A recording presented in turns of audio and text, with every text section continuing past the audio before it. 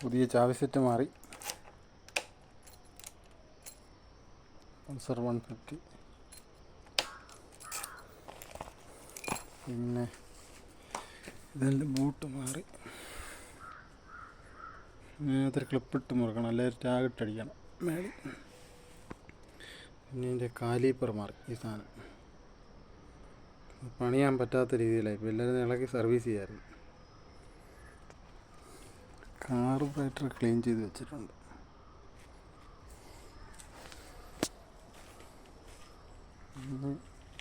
ഓയിലും മാറണം, പുതിയ ബാറ്ററിയും വെക്കണം. പെട്രോൾ ഒഴിച്ചില്ല, അതുകൊണ്ടാണ് ഈ പെട്രോൾ ഇങ്ങനെ ഊരിയിട്ടേക്കുന്നത്. പെട്രോൾ മേടിച്ചുകൊണ്ടൊന്ന് ഒഴിക്കണം. ബാറ്ററി എടുത്തിട്ടുണ്ട്.